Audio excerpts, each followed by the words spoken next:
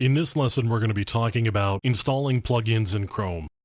Now, Google Chrome has a framework to be able to install plugins to extend its capability.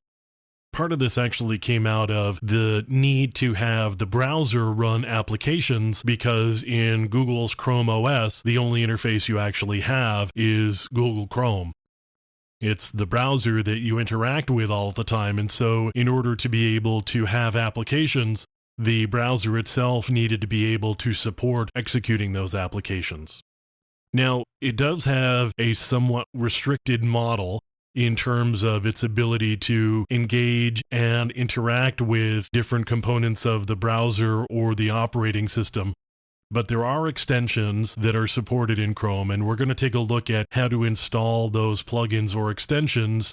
And that's because there are a number of really useful extensions that you can install in Chrome that will help you do your web application testing. So you can see right here as an example, I've got Firebug Lite for Google Chrome. Firebug is a plugin that allows you to interact with a web page in a different way that gives you more detailed insight into how the page is put together and how it actually works. So Firebug is a useful plugin to have. So we're going to go off to the Chrome Web Store here. I actually went from extensions, I clicked Get More Extensions, takes me over to the Google Web Store, and you can see there's a number of different types of plugins that we've got available here.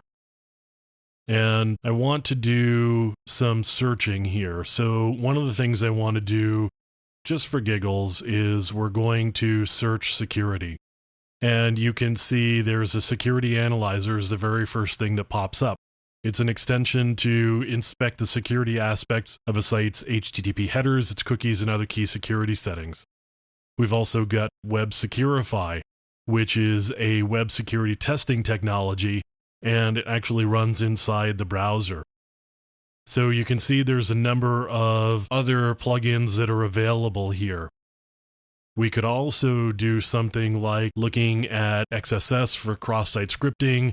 Here we actually have a plugin that is a complete cross-site scripting reversing scanner tool. And in order to add it, all I have to do is click Add to Chrome.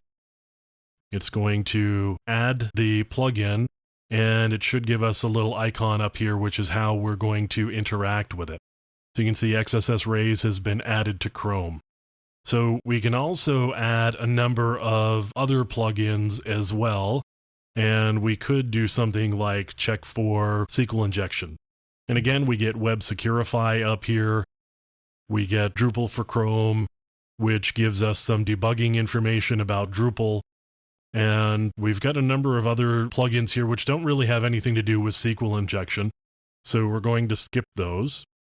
There are tools that you may want to be able to, for example, do base64 decoding. Often when you're interacting with a web server, you may get data that's been base64 encoded. So you may want to have something like a base64 decoder right here. So this right here decodes base64 strings. You highlight the string and right-click, and it brings it up. So there are a number of plugins that actually work with Chrome, and you can install those, make use of them, extend your browser to be able to do some of the work for you, and it saves you going to different websites and doing a lot of typing. It's really not that it's doing the work for you. What it's doing is it's saving you time so that you can spend your time really thinking about the best way to approach doing the attacks against the web server. So rather than doing a lot of typing, bringing up different web applications, you can just right-click and you can get the option to, for example, do a base64 decode. So that's how you would install extensions to Google Chrome.